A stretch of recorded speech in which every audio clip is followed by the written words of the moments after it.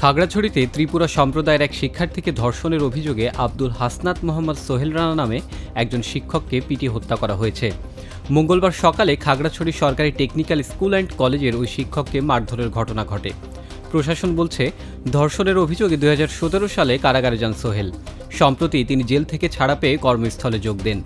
মঙ্গলবার সকালে ফেসবুক পোস্টে ছড়ানো হয় যে তিনি এক শিক্ষার্থীকে তুলে নিয়ে গেছেন। এই খবরে স্কুলের শিক্ষার্থী এবং আরও কিছু লোক তার উপর হামলা করে। এই ঘটনার জেরে খাগড়াছড়ি শহরে পাহাড়ি ও বাঙালিদের মধ্যে সংঘর্ষ হয়।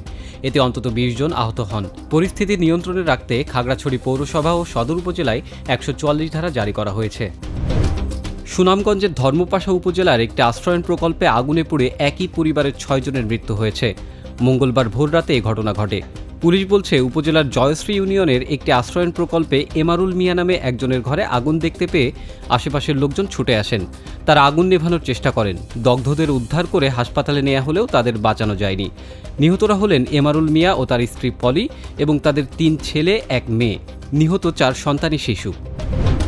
গাজীপুরের বাইপাস চন্দনা এলাকায় 3 মাসের বকেয়া বেতনের দাবিতে ঢাকা ময়মনসিংহ মহাসড়ক অবরোধ করে বিক্ষোভ করেছেন এপিএল অ্যাপারেলস কারখানার শ্রমিকরা। এতে তীব্র যানজট সৃষ্টি হয় ওই এলাকায়। শিল্পাঞ্চল আশুলিয়ায় বেতন ভাতার দাবিতে ঢাকা টাঙ্গাইল মহাসড়ক অবরোধ করে বিক্ষোভ করছে বার্ডস গ্রুপের শ্রমিকরা। সোমবার সারাদিনব্যাপী তারা মহাসড়ক অবরোধ করে রাখেন, যা অব্যাহত থাকে পরদিনও। এতে ভোগান্তি পোহাতে হয় যাত্রীদের। 24 ঘন্টার বেশি সময় যানজটে আটকে থাকায় ক্ষুব্ধ হয়ে পোশাক শ্রমিকদের উপর চড়াও হন পরিবহন শ্রমিকরা।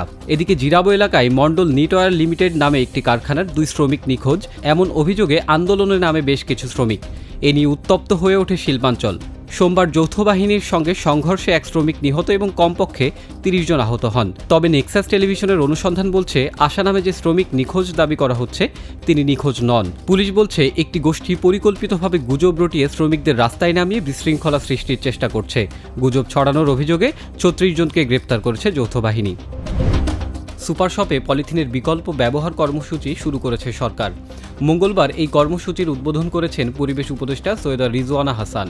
তিনি বলেন, কেউ বাজার করতে পলিথিন ব্যাগ আনতে পারবে না বা বাজার থেকেও নিতে পারবে না। 1 নভেম্বর থেকে কাঁচা বাজারেও সিদ্ধান্ত বাস্তবায়ন করা হবে। এজন্য ক্রেতা, বিক্রেতা, পলিথিনের ব্যবসায়ী ও সাধারণ মানুষের সহযোগিতা চান রিজওয়ানা হাসান। তিনি বলেন, পলিথিন ব্যাগের বিকল্প হিসেবে পাটের তৈরি ব্যাগের উৎপাদন বাড়ানো হবে। এর মধ্য দিয়ে সুদিন ফিরবে পাট শিল্পের। মাত্র 146 রান তুলে শেষ হয়েছে বাংলাদেশের দ্বিতীয় ইনিংস।